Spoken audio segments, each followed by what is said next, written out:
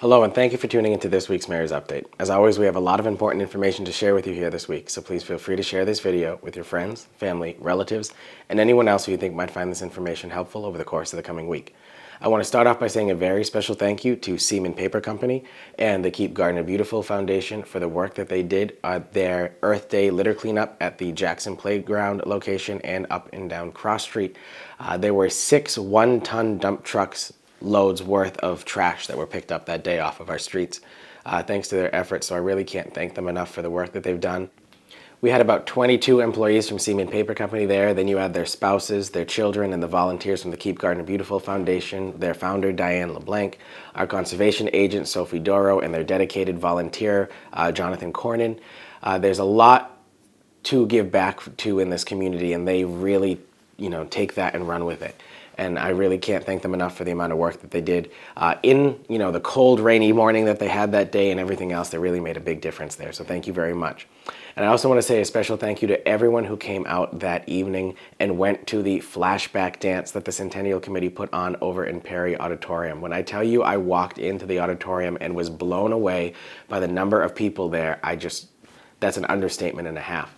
There's a lot of work that the Centennial Committee went into putting that on with the DJ and the band with Jimmy J and the Night Riders, the food donated by Councilor Dana Heath, the T-shirts for the Centennial celebration that were for sale, the ale house providing beverages.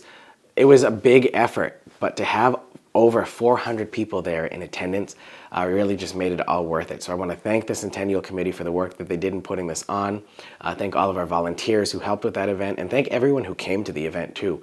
All of these things, particularly these events here, are all things that helped us build up to the big parade we're happening in September.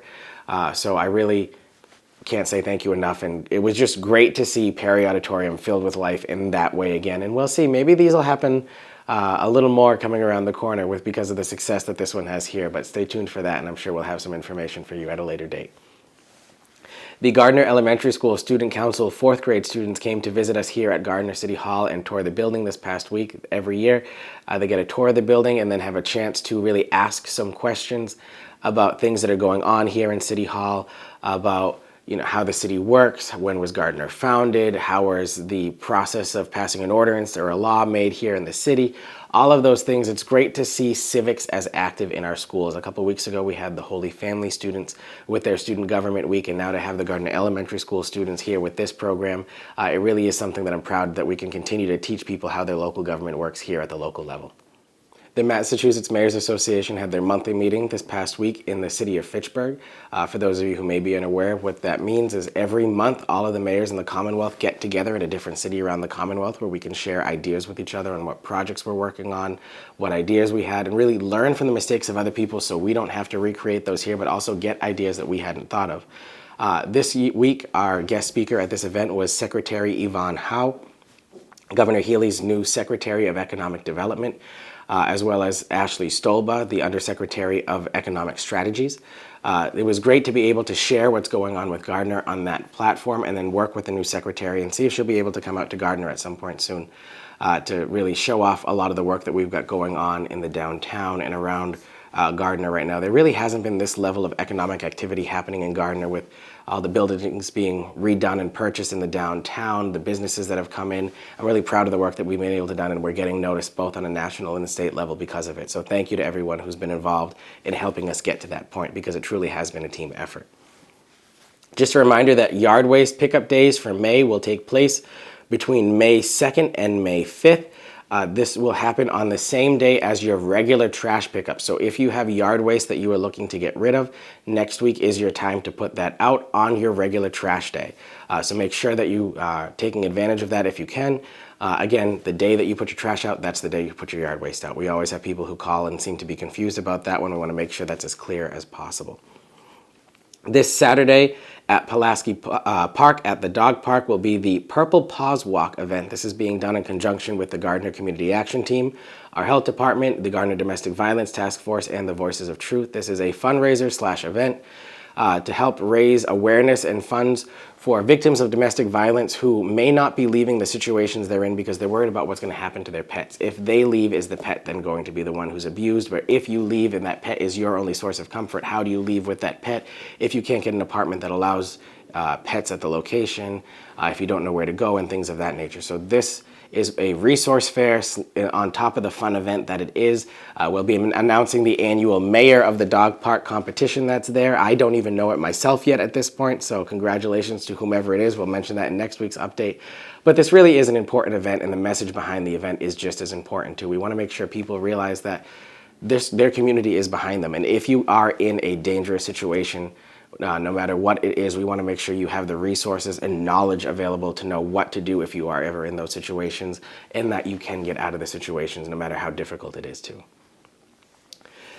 The Gardner, Greater Gardner Relay for Life Committee will be holding their annual Light the Town Purple event this coming Monday, May 1st at 6:30 p.m. on the front steps of Gardner City Hall. This is an annual event that we do all around North Central Massachusetts to kick off that the Relay for Life is just about a month away.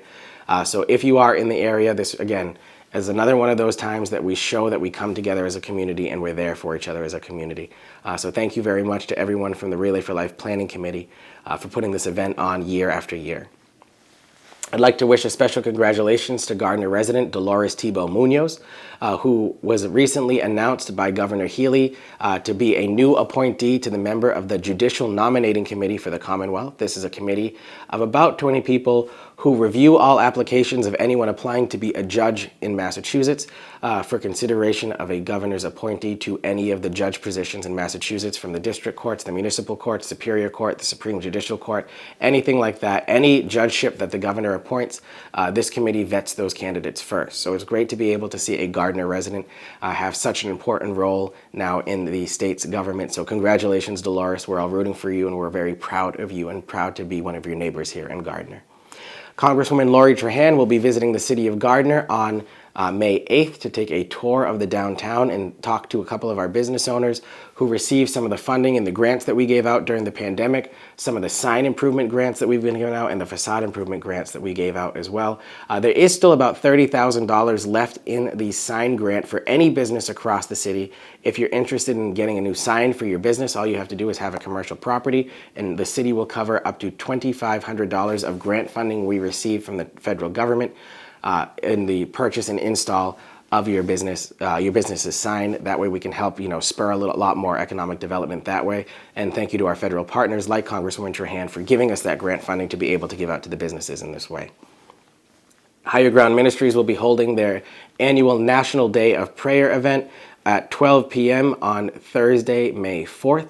That National Day of Prayer has been proclaimed every year and signed into law by President Reagan.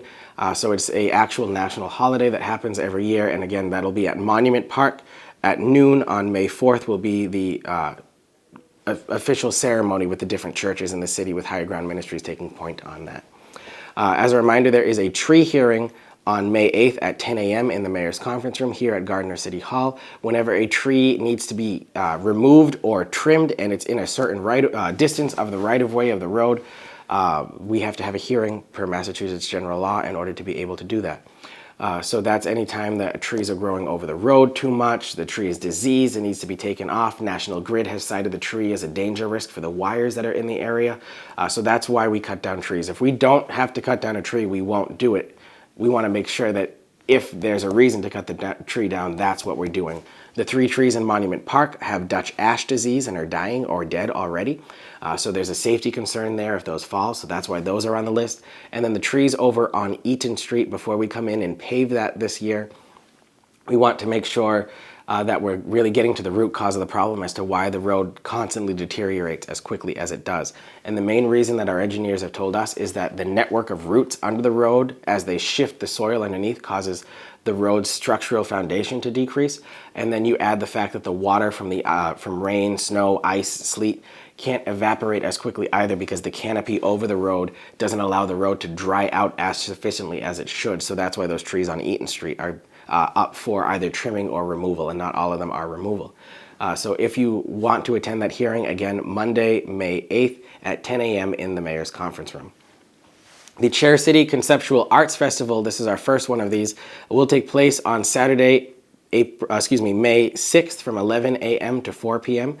This will feature several different artists. I think 25 is the latest count I got from our Economic Development Coordinator / Chair of the Gardner Cultural Council, Jessica DeRoy, for the number of artists who plan to set up tables at that event. We will be closing down Parker Street from the downtown square all the way to Graham Street, just for this festival to be able to set up there. There'll be several artists selling their goods with different tables that are out there. It's going to be a really fun time, and I'm really excited for it. So thank you very much to the Cultural Council for getting this really off the ground and putting it together.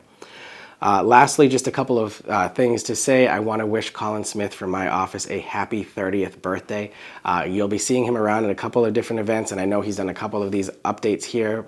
So happy birthday, Colin. That's happening this Sunday, April 30th. And then I'd like to wish my condolences on behalf of all of us here in the city to the family of Mr. Michael Gary, a former member of the Zoning Board of Appeals, who's been very active in the community, most recently serving as the interim director of the Greater Gardner Chamber of Commerce, but has just been a generally overall involved person between the Boy Scouts, the Rotary Club, and different other community organizations across the city who passed away this past week.